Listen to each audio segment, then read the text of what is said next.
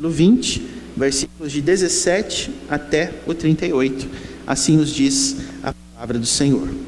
De Mileto mandou a Éfeso chamar os presbíteros da igreja, e quando se encontraram com ele, disse-lhes: Vós bem sabeis como foi que me conduzi entre vós em todo o tempo, desde o primeiro dia em que entrei na Ásia, servindo ao Senhor com toda a humildade, lágrimas e provações que pelas ciladas dos judeus me sobrevieram, jamais deixando de vos anunciar coisa alguma proveitosa e de vou-la ensinar publicamente e também de casa em casa, testificando tanto a judeus como a gregos o arrependimento para com Deus e a fé em nosso Senhor Jesus Cristo. E agora, constrangido em meu espírito, vou para Jerusalém, não sabendo o que ali me acontecerá, senão que o Espírito Santo, de cidade em cidade, me assegura que me esperam cadeias e tribulações. Porém, em nada considero a vida preciosa para mim mesmo, contanto que complete a minha carreira e o ministério que recebi do Senhor Jesus, para testemunhar o evangelho da graça de Deus. Agora, eu sei que todos vós, em cujo meio passei pregando o reino, não vereis mais o meu rosto. Portanto, eu vos protesto, no dia de hoje, que estou limpo do sangue de todos, porque jamais deixei de vos anunciar todo o desígnio de Deus. Atendei por vós e por todo o rebanho sobre o qual o Espírito Santo vos constituiu bispos, para pastoreardes a igreja de Deus, a qual ele comprou com o seu próprio sangue. Eu sei que depois da minha partida, entre vós penetrarão lobos vorazes, que não pouparão o rebanho, e que dentre vós mesmos se levantarão homens falando coisas pervertidas, para arrastar os discípulos atrás deles. Portanto, vigiai, lembrando-vos que, por 3 anos, noite e dia, não cessei de admoestar com lágrimas a cada um. Agora, pois, encomendo-vos ao Senhor e à palavra da sua graça, que tem poder para vos edificar e dar herança entre todos os que são santificados. De ninguém cobicei prata, nem ouro, nem vestes. Vós mesmos sabeis que estas mãos serviram para o que me era necessário, a mim e aos que estavam comigo. Tendo-vos mostrado em tudo que, trabalhando assim, é mister socorrer os necessitados e recordar as palavras do próprio Senhor Jesus: mais bem-aventurado é dar que receber. Tendo dito estas coisas, ajoelhando-se, orou com todos eles. Então houve grande pranto entre todos, e abraçando afetuosamente a Paulo, o beijavam, entristecidos especialmente pela palavra que ele dissera, que não mais veriam o seu rosto, e acompanharam-no até o navio. Amém. Meus irmãos, vamos reler aqui o versículo de número 32, que é o versículo que também nós vamos ler ao final, no nosso encerramento. Vamos ler o versículo 32, todos juntos? Vamos lá? Agora, pois, encomendo-vos ao Senhor e à palavra da sua graça, que tem poder para vos edificar e dar herança entre todos os que são santificados. Vamos orar mais uma vez? Senhor Deus, nosso Pai, nós te bendizemos e te adoramos pelo privilégio que tu nos concedes de estar neste lugar separado para adoração ao teu nome, ao culto que só ao Senhor é devido, e suplicamos para que a palavra continue falando aos nossos corações, a fim de que sejamos, como lemos na tua palavra, edificados, a fim de que a nossa fé se fortaleça e de que possamos compreender qual é o chamado do Senhor para a tua igreja. Nós assim oramos em nome de Jesus. Amém. Meus queridos irmãos, esse é um dos textos que faz parte da coletânea que nós temos. Cada um de nós tem textos que gostam mais de lembrar, de ouvir, de falar, de meditar, e eu acredito que estou diante de um dos textos que eu considero mais belos da Escritura Sagrada. é um último discurso de Paulo para os presbíteros de Éfeso. Eles não estavam propriamente em Éfeso, mas estavam em Mileto, é o que nós encontramos no versículo 17, e ali ele pediu para que os presbíteros comparecerem, para que ele pudesse conversar com eles a respeito de um assunto muito importante. Que assunto era esse? Bom, Paulo coloca, meus irmãos, para eles, no versículo 25, uma notícia: vocês não vão mais me ver. E ele estava falando isso porque ele estava a caminho de Jerusalém, e lá, certamente, as autoridades iriam persegui-lo, iriam matá-lo, iriam atentar contra a sua vida, e ele então estava certo de que esta seria a última vez que ele veria aqueles irmãos. O momento, meus irmãos, foi deveras emocionante. Tanto é que depois desse discurso, o versículo 36 nos fala que ele se ajoelhou, orou com eles, e depois o versículo 37 fala que houve um grande pranto entre todos. E eu acho que se explica pela natureza da notícia, não é? Nós sabemos que era a última vez, era uma despedida que estava acontecendo ali. E todos abraçaram afetuosamente a Paulo, e eles o beijavam, diz aqui o texto. E aqui, irmãos, é bem interessante você notar esse detalhe, porque essa coisa de beijá-lo, principalmente nesses tempos em que tudo está distorcido, você pode usar assim textos como esse, às vezes para levantar uma suspeita, falando, nossa, então o que os homossexuais costumam dizer, que o beijo é uma expressão legítima de amor, então isso acontecia naquele tempo, os homens se abraçavam, se beijavam. É claro que a interpretação vai ser distorcida, porque as pessoas vão entender que era um beijo na boca, e não tinha nada a ver, era um beijo no rosto sempre, ou na testa, que era costume dos judeus e de todas as pessoas que estavam ali habitando aquelas regiões. Era uma expressão de afeto, de carinho, que é legítima, até porque o apóstolo Paulo sempre fala nas suas cartas de um ósculo santo. Ele não está falando de um tipo de beijo que é específico, mas ele está dizendo, manifestem o amor de maneira legítima, utilizando o ósculo ou o beijo entre vocês, que isso não seja, obviamente, uma expressão de carnalidade. Então é uma forma que eles encontraram de manifestar o seu carinho, tá? E o texto diz que eles também, no versículo 30, acompanharam Paulo até o navio, uma vez que Éfeso, não é? Ou melhor, Mileto, estava ali uma cidade portuária, e ele poderia embarcar em direção a Jerusalém. Muito bem, irmãos. A natureza da despedida torna as palavras de Paulo bem mais, dizer assim, importante e solene. Eu não sei se você já passou por um momento assim, de despedida, onde as pessoas vão dizer as últimas palavras para você. Mas Paulo tinha certeza que ele não voltaria mais. E de fato, ele não voltou mesmo. Mas o que é que Paulo queria dizer para eles? A natureza das palavras de Paulo apontava para qual intenção? Com que objetivo Paulo estava convocando os presbíteros de Éfeso para que eles pudessem então ouvi-lo?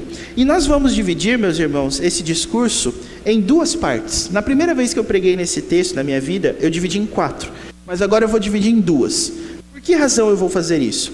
Para que você entenda que o que o apóstolo Paulo queria era mostrar para aqueles presbíteros a maneira que ele se comportou diante do Evangelho, e o que é que os presbíteros deveriam fazer depois que ele partisse, para que a obra do Senhor pudesse continuar.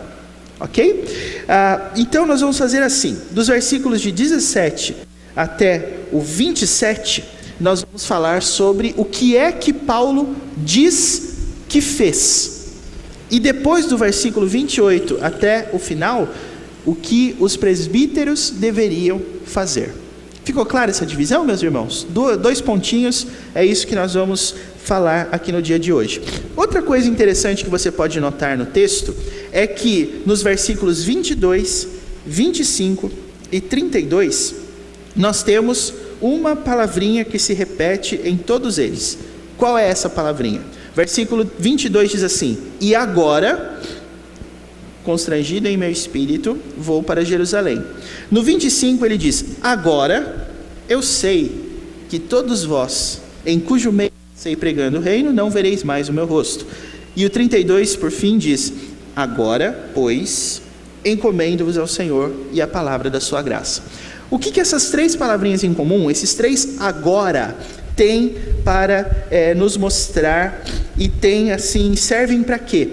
Todas as vezes que o termo agora, você está provavelmente utilizando em dois momentos. Você está atribuindo à palavra um sentido temporal, agora no sentido de já, neste momento, presente momento, ou você está usando essa palavra agora para que ela seja uma conjunção que contrapõe ideias.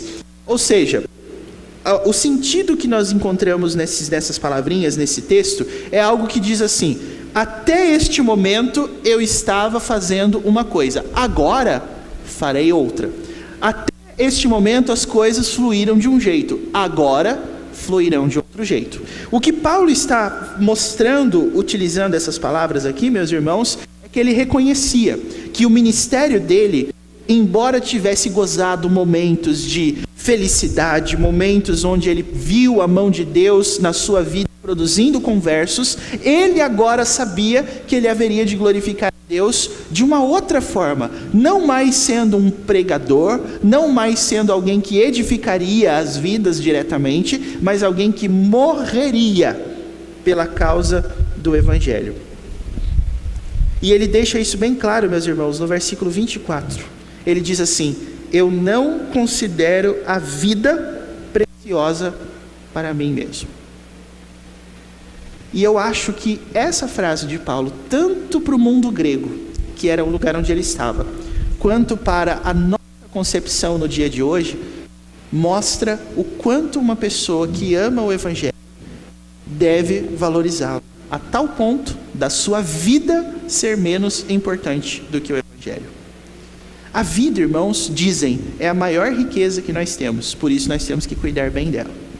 O momento em que você percebe que a sua vida está tomando um caminho diferente, tanto em termos de saúde, quanto em termos de circunstâncias, é um momento, pelo menos, de reflexão. Quantos de nós gostamos de mudanças abruptas na vida? Quantos de nós gostamos de circunstâncias que fazem com que o ritmo da nossa vida mude? O apóstolo Paulo, meus irmãos, estava demonstrando para aqueles presbíteros que ele tinha consciência de que a sua vida, pela causa do Evangelho, mudaria a partir daquele momento. E eu queria lhes perguntar: você também sabia disso? Qual é a maneira que nós pensamos na nossa própria vida, principalmente em relação ao Evangelho de Jesus Cristo? Qual foi a decisão mais difícil que você teve que tomar visando o Evangelho de Cristo na sua vida? Eu digo isso, meus irmãos, porque o tempo que nós vivemos hoje é um tempo em que você está sendo chamado e convidado a pensar em você mesmo. Eu gosto muito assim de ver as motivações das pessoas quando elas adotam determinadas condutas. Por exemplo, o pessoal aqui que faz dieta, eu nunca fiz e não pretendo fazer. Mas quem já fez dieta sabe que tem alguns momentos em que é difícil segurar a dieta. Alguém podia dar um exemplo assim de momentos em que não se pode ficar dentro da dieta? Não dá para ficar dentro da dieta? Vou dar um exemplo para você. Você vai passar o feriado na casa de um familiar que cozinha muito bem. Você vai ficar na dieta? Eu acho legal isso, porque quando as pessoas saem da dieta, hoje tem até uma hashtag nas redes sociais, né? Hoje pode. Ou então, hoje é dia. Eu estou na dieta, mas eu até posso dar uma saidinha e não sei o quê. Onde eu quero chegar com esse exemplo? Até mesmo quando nós estamos adotando procedimentos para o nosso bem, para que nós mudemos a alimentação, para que vivamos de maneira saudável, até em momentos assim, nós encontramos brechas para adaptar o que nós queremos ao que nós precisamos fazer. Quando nós temos que mudar radicalmente a nossa vida, nós sabemos do impacto disso, mas em alguns momentos a gente se permite manter aquele ritmo antigo, ainda que ele represente uma saída de princípio e de ideal. Meus irmãos, Paulo pensava no contrário. Paulo dizia assim: a partir de agora as coisas vão ficar mais difíceis, mas, ou como ele fala no texto, agora, eu preciso caminhar nessa direção. Eu sei que eu preciso assumir esses riscos por causa do Evangelho, porque a vida não é preciosa para mim. Contanto, veja aqui o versículo 24, a minha vida só tem sentido, a minha vida só tem valor se eu completar a minha carreira e o ministério que recebi do Senhor Jesus. É assim que Paulo enxergava a sua própria vida. Eu só tenho valor se eu cumprir o meu chamado. Meus irmãos, isso é totalmente contra o que nós temos aprendido hoje, por meio de tantos pensadores, e às vezes até mesmo na nossa igreja. As pessoas estão dizendo que nós temos valor, porque nós temos valor. Você tem valor porque você é precioso.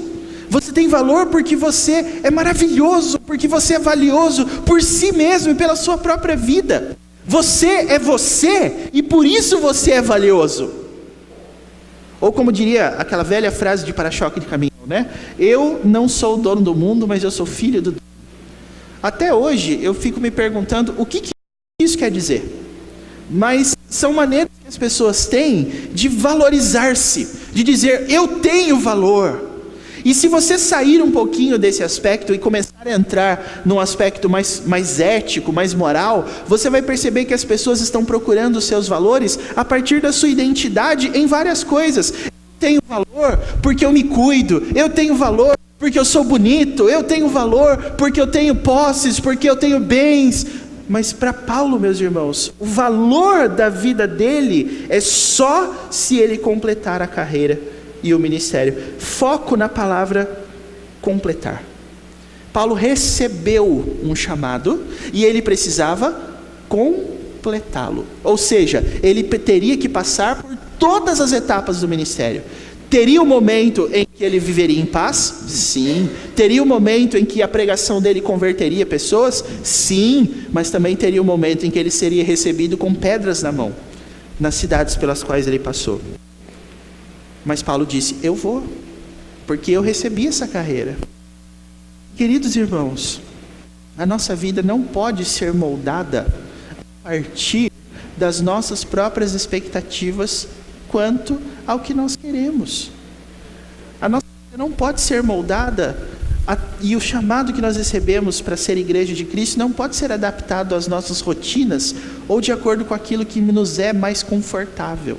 Eu não posso escolher a parte do Evangelho que eu gosto mais e fazer esta. As outras eu simplesmente deixo para trás. Não. Paulo sabia que a partir daquele momento a vida dele mudaria. Mas ele estava disposto a ir. Porque ele queria completar o seu chamado. E eu acredito que esse é um aspecto fundamental para que a igreja de Cristo medite. Por quê? Porque, irmãos, qual é o chamado da igreja?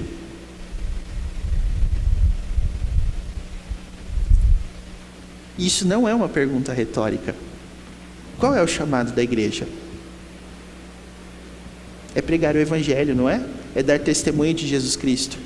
Hoje nós estamos vivendo um tempo bom, relativamente bom no Brasil, porque ninguém nos proíbe de fazer o que nós estamos fazendo.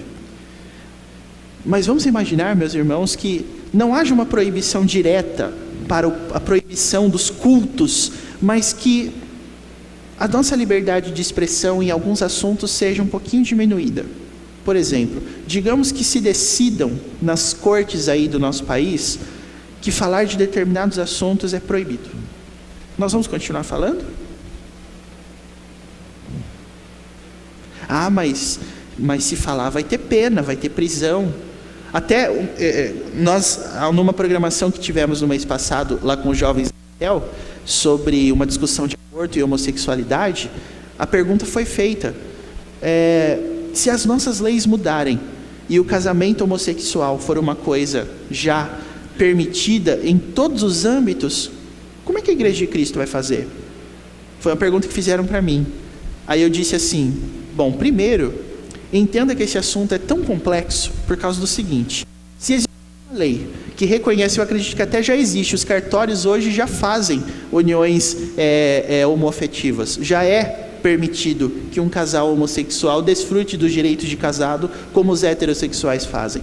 Agora vamos imaginar, meus irmãos, que isso se estenda de uma tal forma que se um casal homossexual chegar num templo religioso como esse nosso aqui e falar, eu quero fazer o meu casamento aqui, pastor, o senhor faz o casamento? Porque a lei manda, a lei permite. Eu posso fazer aqui se eu quiser. Aí eu falo assim, eu vou conversar com os meus presbíteros? Não, estou brincando, eu vou assumir uma posição. Não, eu não faço. Aqui você não pode. Ah, mas se você fizer isso, você vai ser processado. Como eu sempre digo, vão economizando, irmãos, porque vai chegar a hora de pagar a fiança do pastor. Mas esse é o tempo que nós estamos vivendo, meus queridos irmãos. Paulo estava disposto. E viver para Cristo tem a ver com isso também. Tem muitos medos que a gente tem muitos temores que a gente tem, mas a gente tem que completar a carreira. Você está disposto a completar essa carreira? Você está disposto a fazer isso em prol do Evangelho? Paulo estava. E o que eu acho interessante aqui, meus irmãos, é que Paulo tirava a certeza de que as coisas mudariam para pior na sua vida. Da onde? Da onde que Paulo tinha certeza de que as coisas iriam piorar? O que você encontra aqui no discurso dele? Como é que Paulo tinha essa certeza de que as coisas foram, ou melhor, vão ficar mais difíceis para ele? Hein? De onde ele tirou isso? Se eu falar, talvez você pense assim, mas é isso que o texto diz. Veja o que diz o versículo 23. Alguém poderia fazer essa leitura para nós? Por gentileza. Atos 20 e 23. Por favor.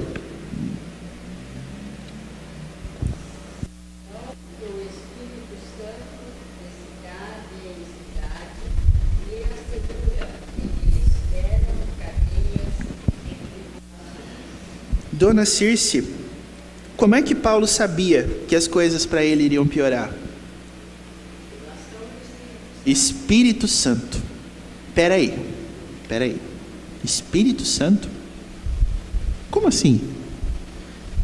E aí você vai perceber que a ideia, meus irmãos, do Espírito Santo anunciar desgraça é muito presente no Antigo Testamento e no Novo principalmente. Porque, por exemplo, acabamos de ler um texto aqui que fala sobre o profeta Elias. Por que os corvos o sustentaram na caverna que ele estava escondido? O texto que nós lemos explica isso no primeiro versículo, porque não chovia. E por que não chovia? Porque Elias, amando do Espírito Santo, orou para não chover. E tem um detalhe nesse texto que nós lemos aqui no início, que também me chama muita atenção. Os corvos o sustentavam com pão e água, e ele com pão e carne, né? Você vê só, é um ato sobrenatural de Deus, e ele bebia água de uma torrente. Só que por causa da falta de chuva, a torrente secou.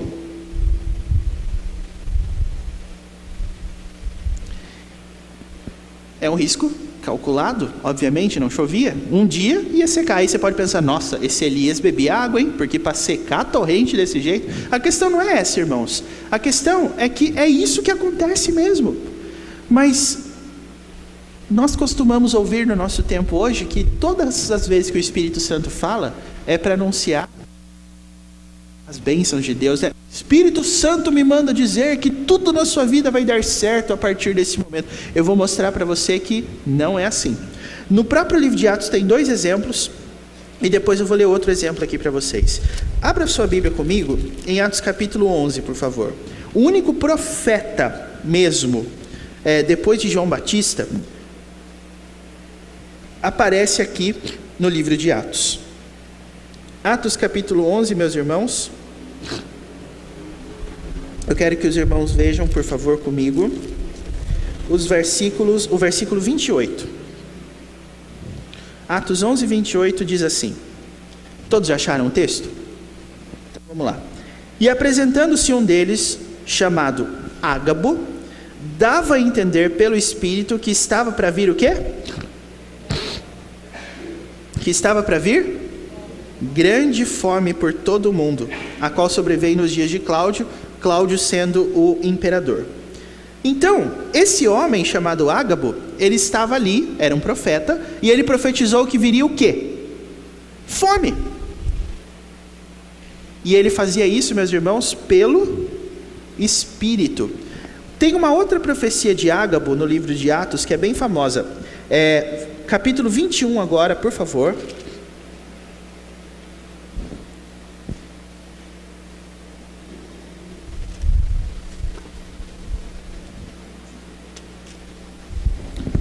Capítulo 21, versículos 10 e 11. O texto diz assim: demorando-nos ali alguns dias, desceu da Judéia um profeta chamado Ágabo, é a mesma pessoa, e vindo ter conosco, tomando o cinto de Paulo, ligando com ele os próprios pés e mãos, declarou: isto diz o Espírito Santo, assim os judeus em Jerusalém farão ao dono desse cinto e o entregarão nas mãos dos gentios.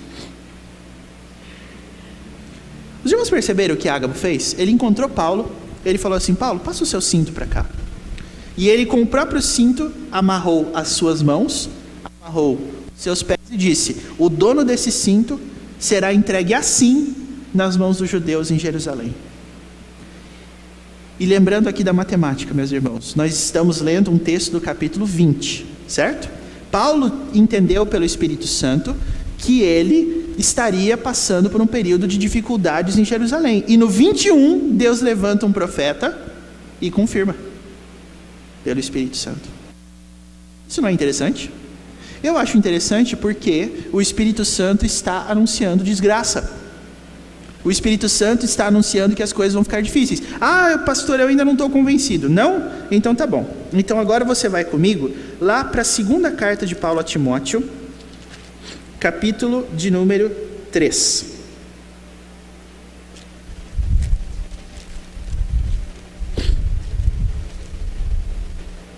Segunda carta de Paulo a Timóteo, capítulo 3, versículo 1. Paulo dizendo para Timóteo assim: sabe, porém, isto, nos últimos dias sobrevirão tempos difíceis. Ah, mas pastor, aí não está falando nada do Espírito Santo. É, realmente, mas agora você volta para a primeira carta de Timóteo, ou melhor, a Timóteo, né? Capítulo 4, versículo 1. O que diz aí? Ora, o Espírito afirma expressamente, quer dizer, está vendo só? Não tem dúvidas nisso aqui, de que nos últimos tempos alguns apostatarão da fé, por obedecerem a espíritos enganadores e a ensinos de demônios. O Espírito afirma expressamente, Paulo diz. Os irmãos perceberam? O que eu estou querendo dizer aqui para você é que Paulo tinha uma compreensão dada pelo Espírito Santo de que as coisas só piorariam para ele e para a própria igreja de Jesus Cristo. E é o Espírito Santo que está fazendo isso. É o Espírito Santo que está fortalecendo isso. E eu quero mostrar isso para que você entenda que o Espírito Santo comunica essas coisas por meio dos ensinos de Cristo e por meio da palavra. Nós precisamos estudar a palavra assim. Nós costumamos dar muita importância a coisas que nos digam que a vida vai melhorar, que nós estamos sendo abençoados, e é isso que supostamente o Espírito Santo está falando, mas no Novo Testamento não é isso que ele falava. As coisas vão ficar difíceis para quem quer seguir o Senhor Jesus. Essa era a mensagem do Espírito Santo. Meus irmãos, é isso que o Espírito Santo está falando hoje. É isso que as pessoas que dizem estar falando do Espírito Santo estão falando hoje. Porque não era isso que Paulo enxergava, não era isso que Paulo percebia. Por que será que nós estamos entendendo diferente a mensagem do Espírito Santo em relação ao que sempre aconteceu, pelo que está narrado aqui nas páginas do Novo Testamento? Aí você vai falar assim: nossa, mas então o Espírito Santo não fala de bênção? Fala, mas a maneira que o Espírito Santo tem de comunicar esperança é direcionando os nossos olhos para onde? Quando você quer ser consolado pela palavra de Deus, para onde você deve olhar? Para onde? Para onde você tem que olhar? Toda a fonte de esperança do cristão, meus irmãos, está num novo céu e numa nova terra. É por isso que nós somos pessoas felizes, esperançosas e confiantes. Porque o nosso destino não está nas coisas deste mundo, está nas coisas do mundo vindouro. Aqui nesse mundo, Jesus disse, vocês vão passar por aflições, mas tem de bom ânimo. Jesus disse, venci o mundo. Talvez seja por isso que nós estamos tentando buscar o valor da nossa vida em outras coisas que não o reino de Deus e o chamado de Deus. Porque parece que nós não estamos ouvindo a voz do Espírito Santo. Vai piorar. Aí você pensa, nossa, que bela coisa para falar quando a gente está prestes a eleger presbíteros, né? Vai piorar. Mas a questão aqui, irmãos, não é assustar. A questão aqui é, se prepare. A igreja de Cristo sempre precisa esperar esse tipo de coisa. Nós temos que estar preparados para isso. E quando acontecer, você não vai ficar assim, perdido, olhando para os lados, pensando, mas da onde veio isso, meu Deus do céu? O Senhor sempre nos orientou que as coisas aconteceriam assim. Hoje as pessoas estão olhando para o mundo, olhando principalmente para o Brasil e falando, nossa, tem tanta desgraça acontecendo, né? É acidente para cá, é tragédia para lá. O que está acontecendo no nosso mundo? Qual que é a resposta do cristão? Se você que é cristão, ouvir alguém falando sobre essas coisas, e você falar para ele, é verdade, nosso mundo está louco mesmo, né? Você está igualzinho uma pessoa que não conhece a Cristo. Mas nós que somos cristãos, olhamos para as coisas que estão acontecendo e chegamos a que conclusão? Como é que é? Jesus está voltando. Qual que é o recado, meus irmãos, que essas tribulações, que essas aflições, que essas tragédias estão dando para nós? Jesus está voltando, o reino de Deus está próximo, se arrependa.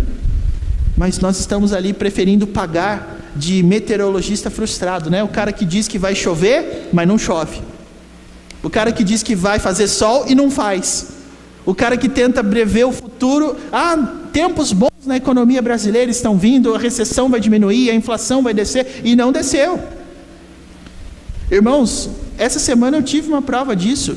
Eu fui comprar shampoo, sabonete, açúcar e arroz para minha casa. Gastei R$200 no mercado. Estava junto com meu filho, né, com o Tiago do lado, e falei para ele assim, fale para sua mãe agora que você quer morar sozinho. Fala para ela como é que funcionam as coisas. Isso aqui é item básico de casa, e já está nesse preço. E aí, meus irmãos, o que é que vocês me dizem do que está escrito aqui?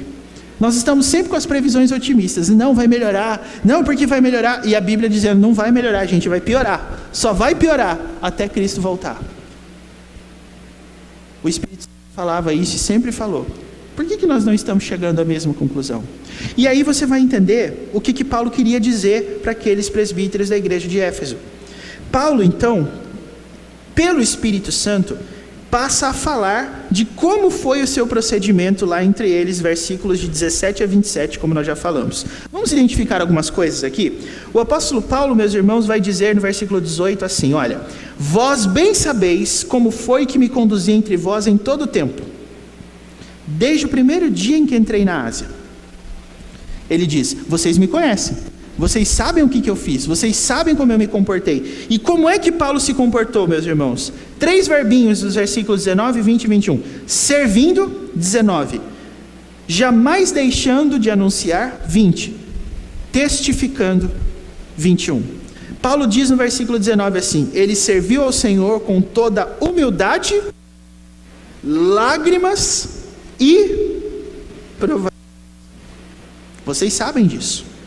No 20 ele diz, eu jamais deixei de anunciar coisa alguma proveitosa e de ensinar publicamente e também de casa em casa. Aqui eu quero fazer um pequeno destaque para essa expressão de casa em casa. Porque, irmão, quando a gente vê a igreja primitiva louvando ao Senhor no templo e de casa em casa, a gente interpreta isso de uma maneira anacrônica. O que eu quero dizer? A gente pega coisas do nosso tempo, que acontecem nos nossos dias, e diz que eles faziam também. Então, por exemplo, às vezes a gente lê Atos capítulo 2, falando que eles estavam lá perseverando diariamente no templo e de casa em casa, e a gente fala, a igreja primitiva, além de louvar ao Senhor no templo, eles também faziam culto nas casas, porque é isso que a gente faz hoje.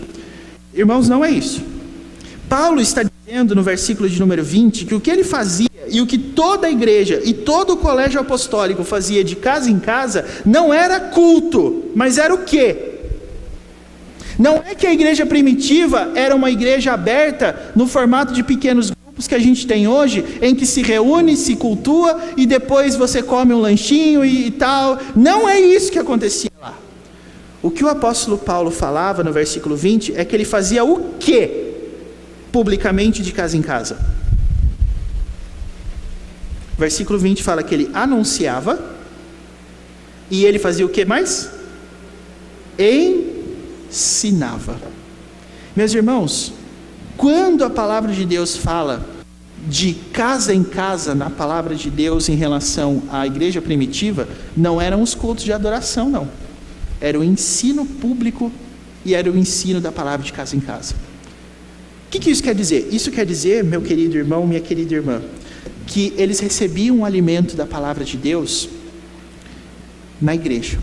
Mas esse alimento também era direcionado individualmente pelos apóstolos e pelos próprios irmãos em porções individuais.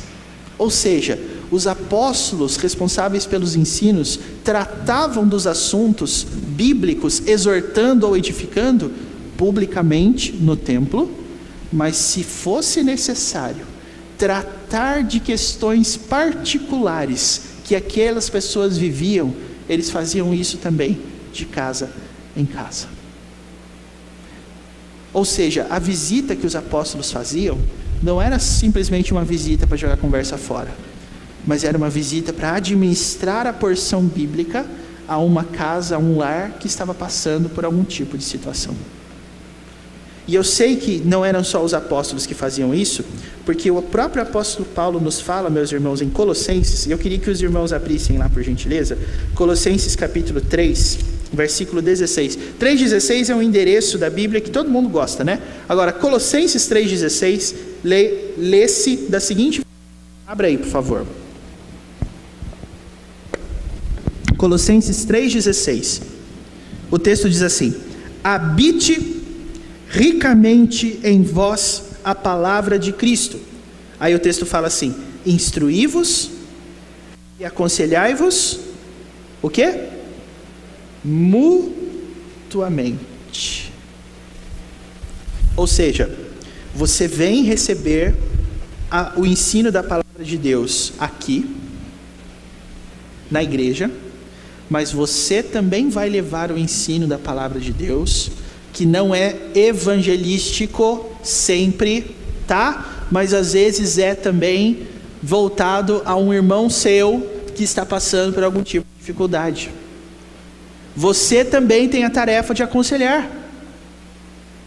Os presbíteros, obviamente, são os responsáveis para administrar a palavra de Deus, tanto publicamente quanto de casa em casa. E é por isso que o presbítero precisa conhecer a palavra de Deus, porque como é que ele vai aconselhar? Ele não vai aconselhar dizendo assim, se eu fosse você, eu faria tal coisa. Ele faria assim, ele vai abrir a Bíblia, ele vai ler a Bíblia e ele vai dizer, a Bíblia diz, faça isso. A Bíblia diz, faça aquilo. A Bíblia diz, vá por aqui. A Bíblia diz, não vá por aqui. O que se fazia publicamente de casa em casa, irmãos, não era culto não. Era sessão de aconselhamento. E é isso que o apóstolo Paulo deixa claro para os presbíteros de Éfeso. Foi isso que eu fiz. E eu sei, meus irmãos, que aqui na nossa igreja, principalmente porque somos beneficiados pela proximidade geográfica, aqui tem o costume de se visitar. E isso é lindo. Só essa semana a SAF fez 2 visitas e a gente estava lá. E sabe o que é o legal da visita? Você visita pessoas que estão gratas a Deus por algum tipo de bênção recebida. Você visita pessoas que estão recebendo boas notícias, como, por exemplo, a gente foi lá na casa do Gilberto, está lá com o Nicolas Miguel, né, nascido, nós fomos lá, tiramos foto. Na verdade, eu não tirei, porque senão ia assustar o menino, né? Mas as irmãs tiraram, todo mundo carregou o Nicolas, foi uma beleza. Um de nós aqui ficar triste, desanimado, ou estiverem correndo em práticas que reprovam a palavra de Deus, quando você for visitar essas pessoas, o que é que você tem que fazer? Eu vou dar um exemplo para você. Quando você vai na casa de uma pessoa que está grata a Deus, você lê um texto de gratidão. Quando você vai na casa de uma pessoa que está feliz, você lê um texto sobre felicidade. E quando a pessoa estiver angustiada, você vai ler um texto sobre o quê? Quando a pessoa estiver desobedecendo a Deus, você vai ler um texto sobre o quê? Aí, é melhor deixar para o pastor, né? Não, os pastores e os presbíteros, irmãos, vão. Eles têm que ir, porque é o que a Bíblia diz a respeito deles. Mas, essa é uma prática da igreja. Essa é uma prática que deve ser de toda a igreja. Administrar a porção bíblica publicamente, como a gente está fazendo aqui, e de casa em casa. É isso que acontecia. Então, nunca mais leia os relatos de Atos, de perseveravam unânimes no templo e de casa em casa, como se fosse culto nas casas. É aconselhamento nas casas. É chegar na pessoa e falar assim para ela: vamos conversar. O que está acontecendo aqui?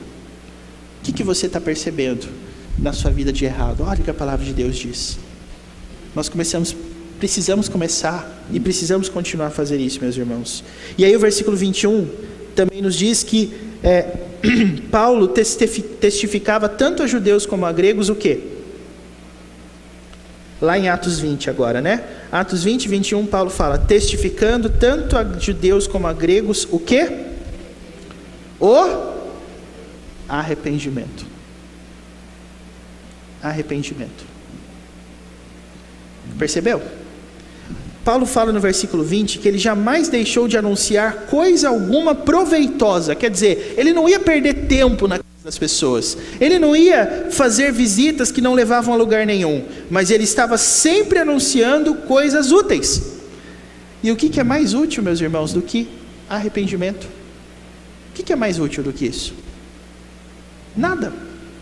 Mas a mensagem de arrependimento é resistida em alguns momentos. Por que eu preciso me arrepender? As pessoas perguntam.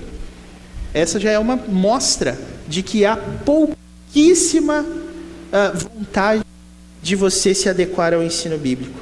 Mas é para isso que serve a igreja. Agora, versículo 22. Paulo diz que ele estava constrangido a ir para Jerusalém. E ele não sabia de nada, a não ser que esperavam por ele as cadeias e as tribulações, mas ele não tinha problemas com isso, porque a vida era preciosa para ele apenas se ele completasse a sua carreira. E tendo dito isso, irmãos, aí ele diz no versículo 25: olha, eu sei que todos vós em cujo meio passei pregando o reino, não vereis mais o meu rosto. E aí Paulo declara o que é que ele fez com todos esses procedimentos. O versículo 26 diz assim: portanto, eu vos protesto no dia de hoje, que estou limpo do sangue de todos. Paulo reúne os presbíteros para dizer: eu não tenho responsabilidade alguma sobre vocês, se alguma coisa em termos de apostasia, de negação de fé acontecer. Porque eu, versículo 27, jamais deixei de vos anunciar todo o desígnio de Deus. O que o apóstolo Paulo está dizendo, em outras palavras, é o seguinte: eu nunca omiti porções bíblicas de nenhuma natureza enquanto eu ensinava. Irmãos, é claro que a mensagem da Bíblia é uma mensagem de salvação, de graça, de misericórdia, de tudo que é coisa boa na vida. Mas como no mundo a gente passa por aflições também, vai chegar um momento em que a gente vai ter que falar sobre isso. Vai chegar um momento em que nós vamos ter que ser exortados pela palavra de Deus quanto a alguns aspectos. E Paulo disse: eu fiz isso no meio de vocês.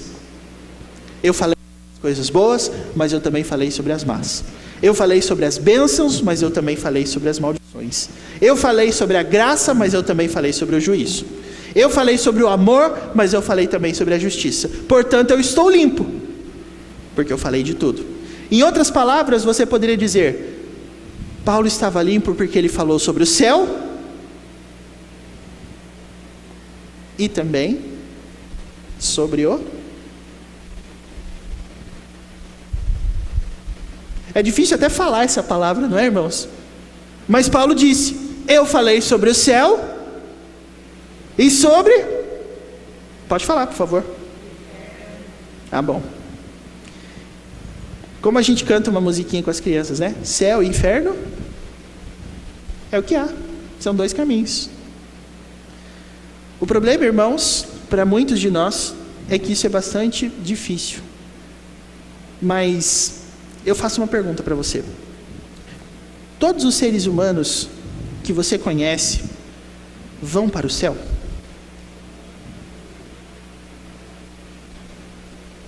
Sim ou não? Então esse é um motivo muito bom para que você não pregue como se todo mundo fosse para lá. Não é todo mundo que vai. E Paulo fala: eu estou limpo, porque se tiver pessoa aí que vai para o inferno, ela sabe, porque eu falei.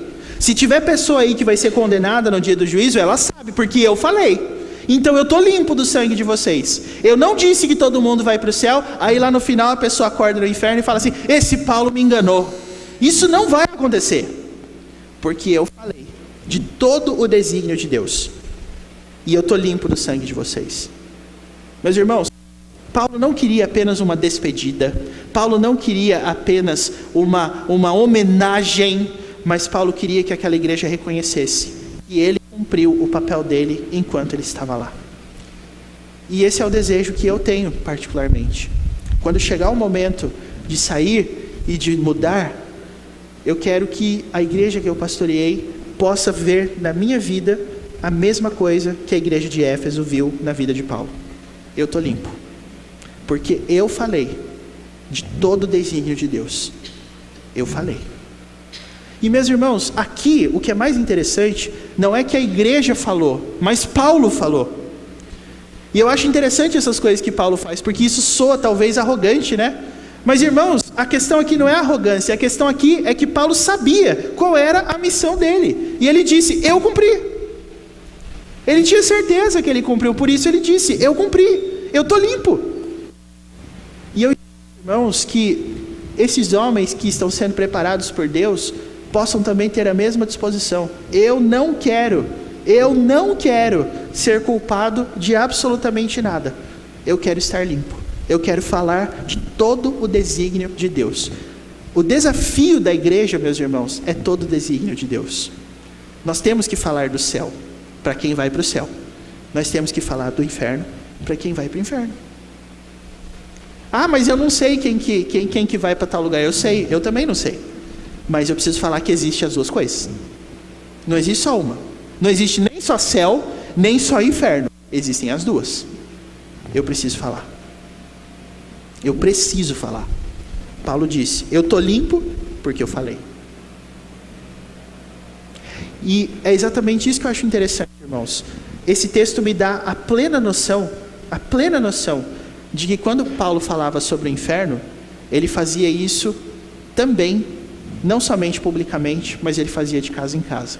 Então Paulo era uma pessoa corajosa para pregar sobre o inferno publicamente, mas também de ir para a casa de alguém, entrar na casa daquela pessoa, abrir a palavra de Deus e falar: você está indo para o inferno.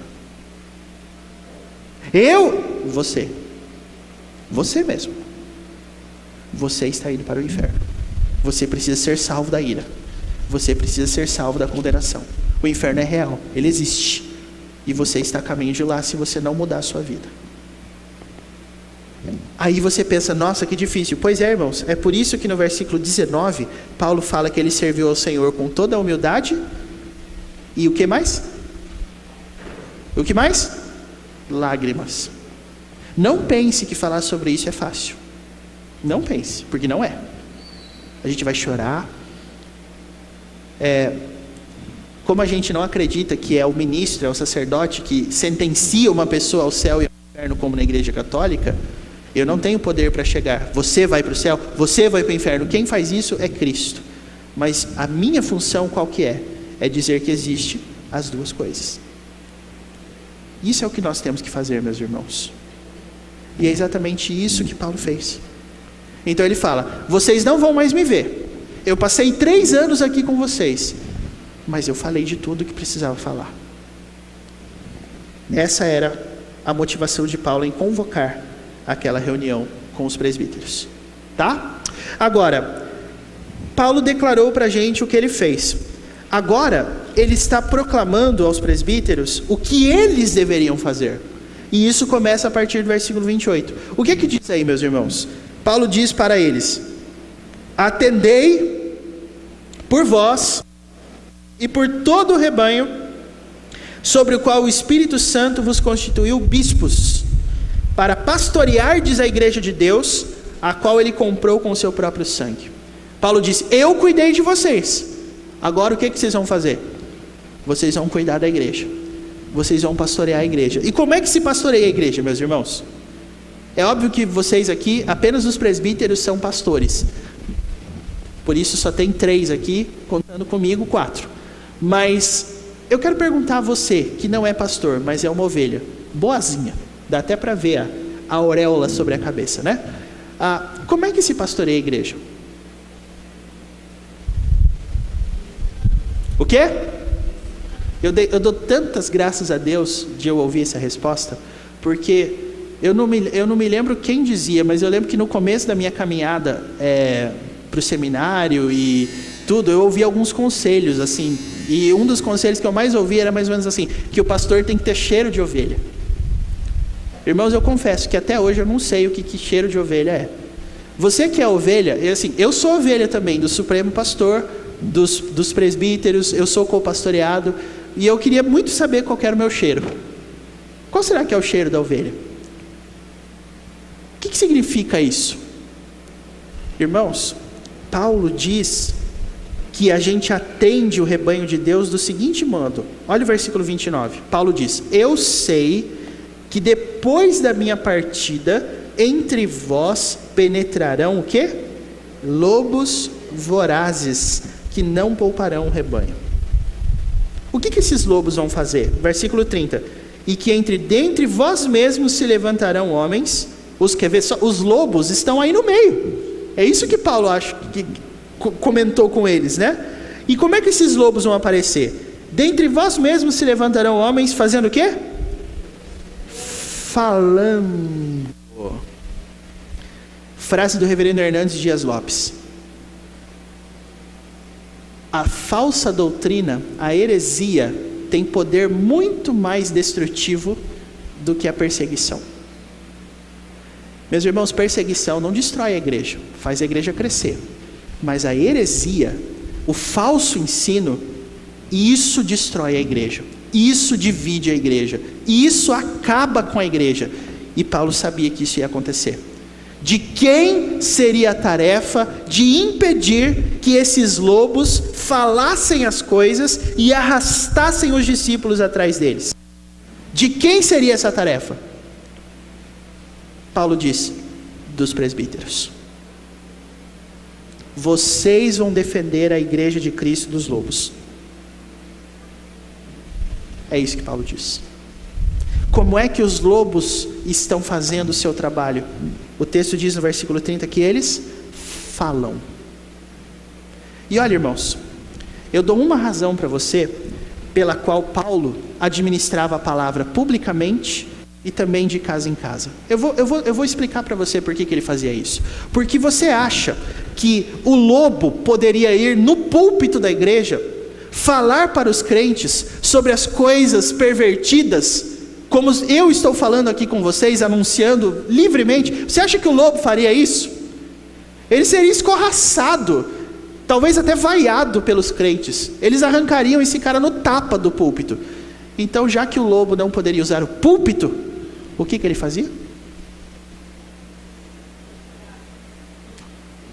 O que ele fazia? Ele ia atrás das pessoas, sorrateiramente, silenciosamente, individualmente, e fala.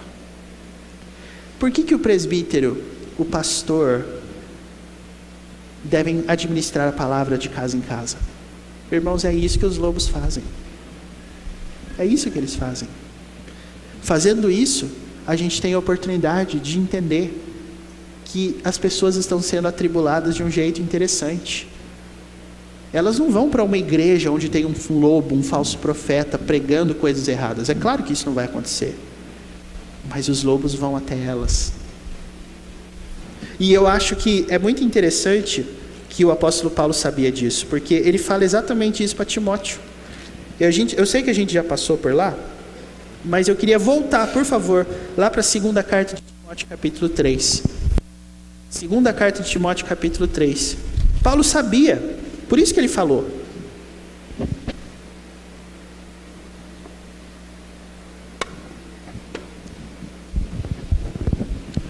Segunda de Timóteo, capítulo 3, versículo 6.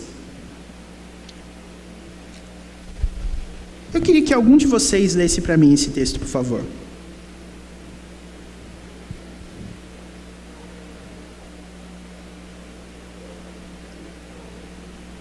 Nenhum voluntário? Então deixa comigo.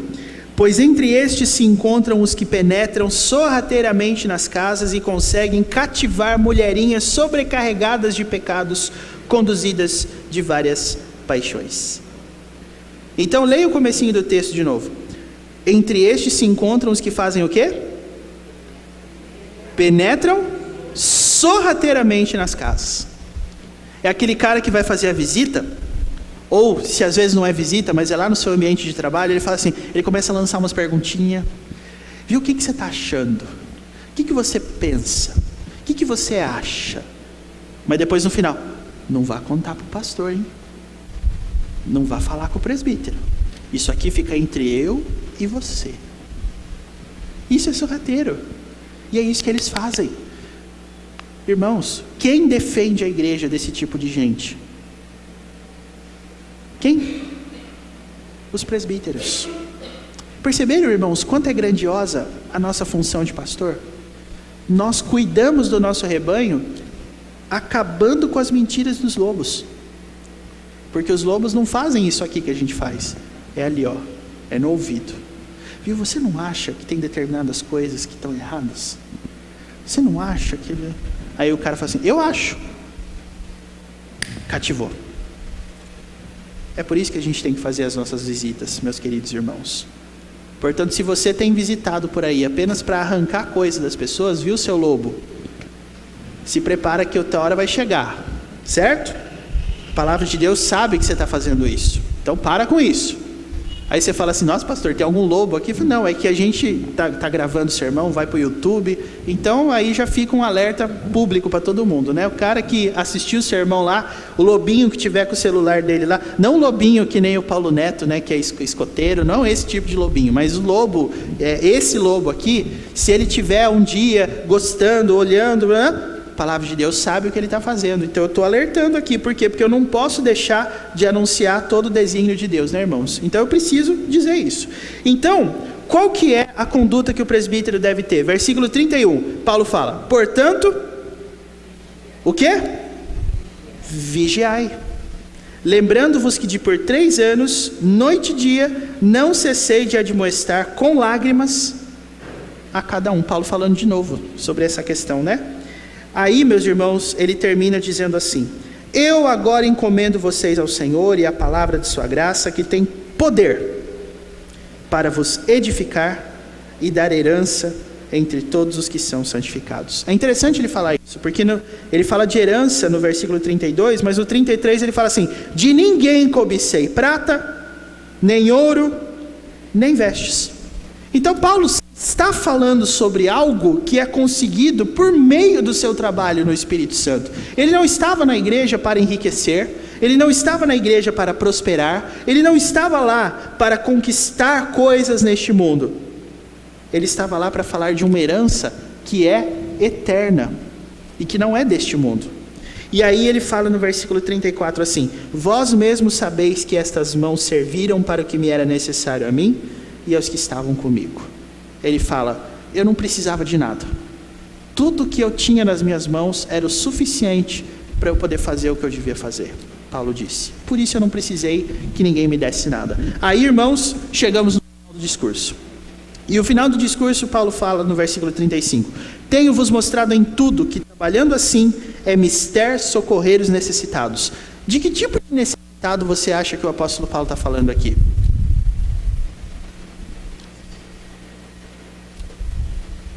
Ele acabou de dizer, no versículo 33, que o negócio dele não era prata e nem ouro.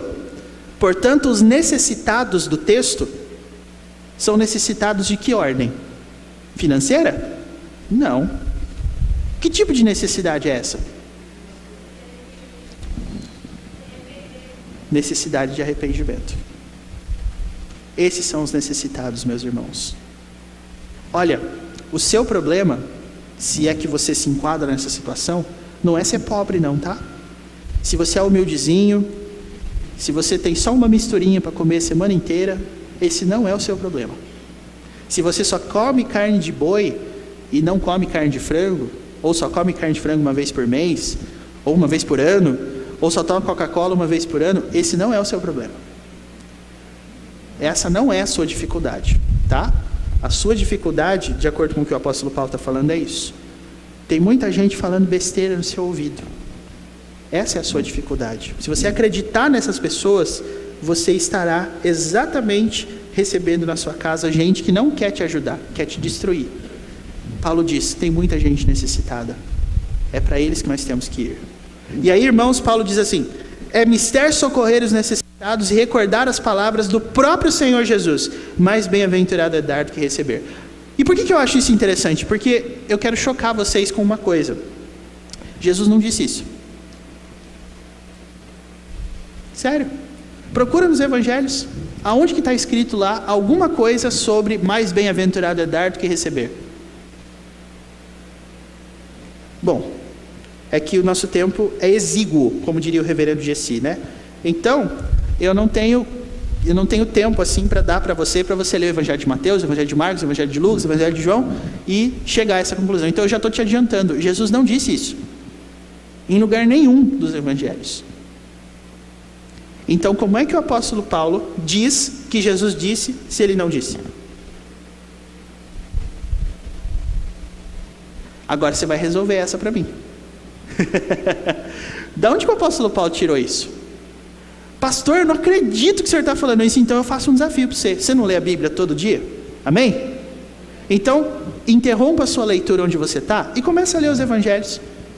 E na hora que você achar essa frase lá, mais bem-aventurado é dar do que receber, liga para mim ou manda um zap com uma foto do texto mostrando assim, é aqui, pastor. Você não vai achar, eu te desafio.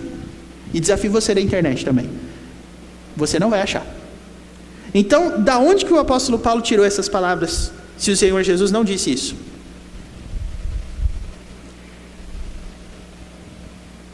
E aí?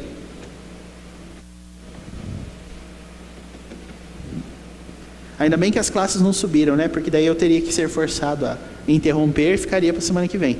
Mas, já que não subiram, como é que nós resolvemos isso aqui, meus irmãos? Paulo está inventando palavra, está colocando palavra na boca de Cristo. Ou como diria um colega meu de seminário, Jesus não disse, mas ele devia ter dito. É que não deu tempo. Então é isso aí. Está lá em algum lugar. Não é isso não. Onde que está escrito isso? Bom, como é que a gente resolve essa situação? Você vai entender comigo que a vida de Cristo, muito embora não tenha expressado de maneira literal essas palavras que estão aqui, a vida de Cristo, meus irmãos, nos mostra qual é o princípio do amor que Deus nos ensina. O amor que Deus nos ensina é um amor baseado não em retribuição, mas é um amor baseado em comunicação dos princípios verdadeiros. Eu acho que é muito interessante a gente lembrar daquele episódio, por exemplo, em que Jesus cura 10 leprosos e quantos voltam para agradecê-lo? 1. Você já imaginou se Jesus fosse assim? Então só um voltou, então agora eu descuro. Então eu curei, mas agora eu revogo a cura. Volta a ser leproso. Jesus não age assim, meus irmãos. E nós também pregamos a palavra de Deus, já que aqui a questão de socorrer os necessitados não é financeira, nós estamos aqui pregando a palavra de Deus, e nós estamos fazendo isso de maneira livre, para que aqueles que estão necessitados recebam o que é preciso da palavra de Deus, mas aqueles que são necessitados e não reconhecem isso, eles vão levar o ensino mesmo assim. Pode perceber que a pregação da palavra de Deus, a gente não pede para os crentes ficarem, para os descrentes saírem, todo mundo ouve. Por quê? Porque a gente está distribuindo o ensino que pode transformar vidas. É o que diz o apóstolo Paulo no versículo 32. A palavra de Deus tem poder para edificar. Então o que o apóstolo Paulo está pressupondo aqui é que a tarefa de socorrer os necessitados é muito ingrata, porque você está indo até eles oferecendo ajuda, mas nem sempre eles estão dispostos a aceitar essa ajuda. Você está indo para um necessitado dizendo, olha, se converta, se arrependa, mude de vida. Mas às vezes essa pessoa não quer admitir que ela está nesse quadro. Mas a gente não vai retrair-se de pregar a palavra para ela. A gente vai continuar falando. Até o momento em que a palavra de Deus agir sobre a vida dela e ela entender que ela é uma pessoa necessitada. Meus irmãos, sabe uma coisa difícil? Eu acho que você, principalmente que é pai, que é mãe, sabe. A tarefa do aconselhamento é uma tarefa ingrata, porque nem sempre os conselhos que a gente dá são bem recebidos, né? Ou são? Pensa lá no momento em que você está conversando com o seu filho, com a sua filha, com o seu neto, e você está dizendo para ele, não faz isso, porque é errado, porque não sei o quê. Tem hora que eles vão falar, não, verdade mãe, verdade vó, verdade pai, tá certo, é isso aí. Mas tem hora que eles vão olhar para a gente e vão começar a fazer essas coisas que criança, que adolescente faz. Tem hora que eles vão olhar para a gente e falar, tá bom, já sei. Mas você vai continuar falando. E eu sei que os pais fazem isso, porque eu tenho pais, né? O pai fala assim, é a última vez que eu falo, mas não é a última vez. Eu sei que não é, porque a gente ama os nossos filhos, a gente ama os nossos netos, a gente ama as nossas famílias, então a gente está sempre falando. É isso ou não é, meus queridos irmãos? Então na igreja funciona da mesma forma. Eu não estou esperando a pessoa chegar para mim e falar, olha, eu quero servir a Jesus, agora eu quero que o Senhor me ensine, pastor, agora eu quero aprender, presbítero, agora irmã, eu quero seguir a Cristo, agora eu posso falar. Não, eu vou falar enquanto você não se convencer de que você precisa seguir a Cristo, porque mais bem-aventurado é dado que receber. O próprio João atesta no seu evangelho, ele veio para o que era seu, mas os seus não o receberam. É daí, meus irmãos, que Paulo tira isso aqui. Jesus Cristo não disse isso, mas ele viveu assim. Ele fez curas, ele fez milagres, ele ressuscitou gente e ele ensinou. Nem todas as pessoas foram alcançadas de maneira igual, mas ele não deixou de falar. Essa é a função da igreja. Se a gente só pregasse para quem quer ouvir, talvez nós teríamos uma diminuição de 60%, 70% do nosso público, mas nós estamos aqui falando. Nós vamos socorrer. Nosso lema, talvez por esse princípio, seria assim, nós vamos socorrer os necessitados, ainda que eles não queiram, ainda que eles não admitam que eles são necessitados, mas a gente vai socorrer. A gente vai socorrer. E o que é mais legal, meus irmãos, é que quando uma pessoa luta contra Deus, luta contra a palavra, luta contra os princípios de arrependimento, na hora que ela realmente se convence por uma obra do Espírito Santo, o que essa pessoa faz? Ela se livra da sua atitude de rebeldia, ela se livra das suas posições e ela vem para Cristo com os braços abertos e ela agarra a cruz de Cristo e diz, eu não saio mais daqui. Isso já aconteceu e isso vai continuar acontecendo se nós não desistirmos da nossa tarefa de socorrer os necessitados. Que Deus nos dê forças, meus irmãos, para nós fazermos isso. E que a igreja entenda que esse é o papel do presbítero. Que esse é o papel dos pastores. Que a igreja recebe e reconhece como tal. Que Deus nos ajude, meus irmãos. E que aqui nós tenhamos experts em matar lobos. Ou pelo menos afugentá-los, se não der para matar. Ou mesmo de converter os lobos. Que Deus nos ajude e que Deus nos abençoe. Amém.